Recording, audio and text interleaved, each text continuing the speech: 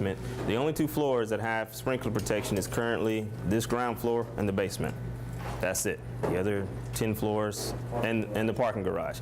That is it. Everything else does not have any type of sprinkler. We have our fire extinguishers on that side and that side, and for your to put out a fire, that's going to be the way to get to them. The building was never designed for sprinklers on upper floors? Well, like I said, It's not working. from what we were told is that it was a cost issue at that point when they were doing the last final approval to get all the sprinkler systems done, and it was one of the things that was not thought through. I don't know if you've ever noticed that trailer that's sitting out here. That is our current backup generator. The old one is right here. The system has just served its life. Right now we have a transfer switch here, and you see these giant cords that run here.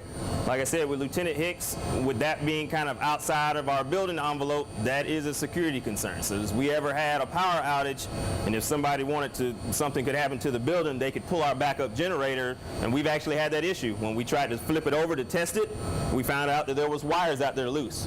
So that is a main concern that we deal with here.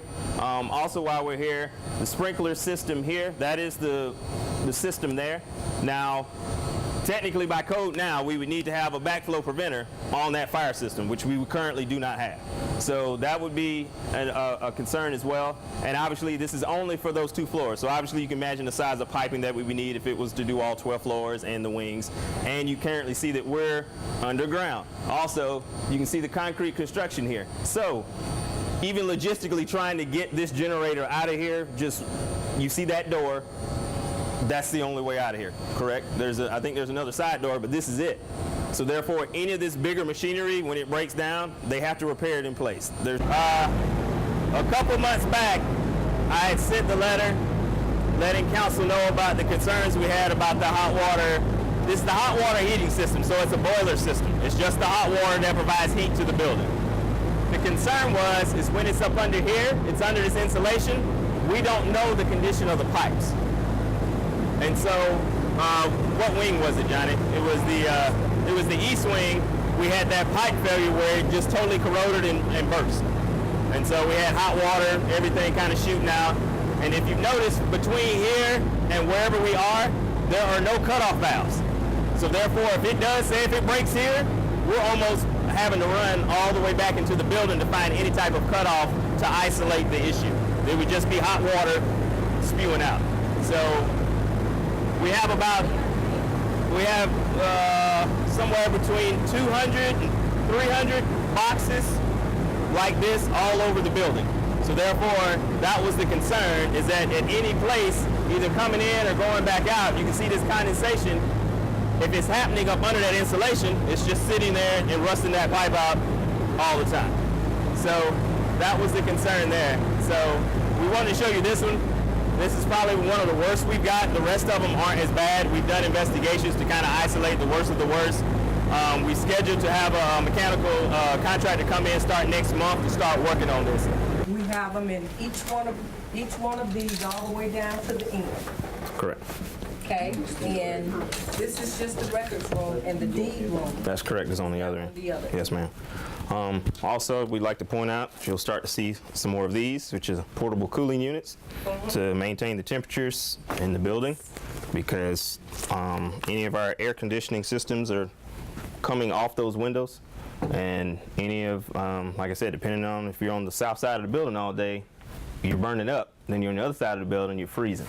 So there's no, and with the whole system being one system, they're not split into zones or anything like that. They just have to set a temperature, and you just kind of have to live with the situation. So you will start to see more and more of these as we go into people's offices, because either too hot or too cold, and having another way to be able to regulate the spaces is just not set up. Yes, sir. By any current standards, these are not ADA compliant. You don't have your turn radiuses, you don't have your grab bars, you don't have your handicap accessible restroom. You don't have it. It's not, and you know, everybody's like, well, just make the restroom bigger. But you have offices that are all around them that would make that a little bit, well, not a little bit, a lot harder. You don't have your 5-foot clear turn radius here. So if somebody with a wheelchair were to come in here, they're stuck right here. They can't use these bathrooms. The ones that we did install on the first floor are handicap accessible, but if you're on any of the other floors, you do not have access. You, like I said, you get right here in a wheelchair, you could not get anywhere. These are the original wills. Then, and Joy, I'm going to just... The other thing we have to store for 6 years, and I'm happy to shred after 6 years, are the gun permits. All of this and all of those are weapons carry licenses and people's criminal background checks. So we're, as you can see, we're literally running out of space for this as well. For a courtroom, in counties in which the population is over 90,000 people, as of 1998, you have a right to a 12-person jury trial to decide whether or not the gold digger should receive the benefits under the will. So we have to have a jury box for that. But as you can see, you can't even put the plaintiff's table and the respondent's table side by side. We have them turned this way because the involuntary psychiatric commitment respondent sits in that corner there, and before, when we had the tables turned a different way, one of them tried to attack the lawyer that was trying to have them committed. But now they're, this is about as safe as we're going to get. But you also notice there is no way to get to it. So we have the chase that's on the penthouse, it goes all the way down and in the basement. But there's some access ports we will show you that will kind of make that point. So if we were to want to expand the HVAC system or do things like that, we physically would have to tear the building down to get to it. I mean, 12th floor all the way down. So we don't have, exactly. And so if we needed to come in and replace pipes on whatever floors, you could just imagine the nightmares of trying to get to them because A, you'd have to fight past these pipes. 2, there's no type of, maintenance egress talked about in here at all. So this is one of the biggest issues for everybody that wants to say, well, let's retrofit this building, let's try to do this. Physically, mechanically, the guts of the building, trying to get to them to make them work. Like I said, this is stories down. There's no supports, there's just supports for the pipes. There's no way for us to get to it. Platforms in between. No, that's correct, nothing. If you stuck your head in, you look straight down. There's nothing there. And the other access is at the very top where we're at the penthouse where the boiler room runs. There are days that we come back here and this place is, you're lucky if you have a seat. Sometimes they're standing up here. This place is packed full and they're waiting for their name to get called. And this is where we hold them when they go up to all of the courts. About a lot of angry men then.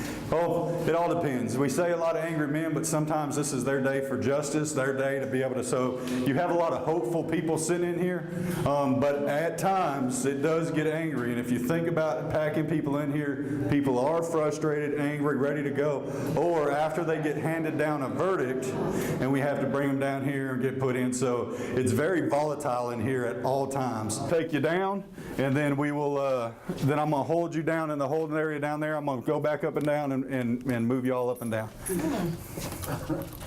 a lot, to say the least.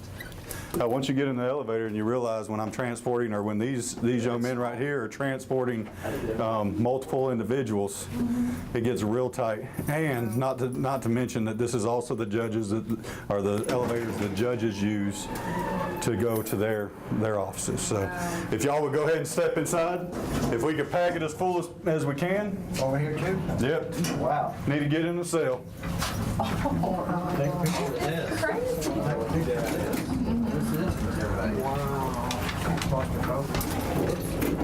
All right, I think we got enough. Mike, if I get you to slide, there you go. You gonna run this for me? All right, so keep this in mind.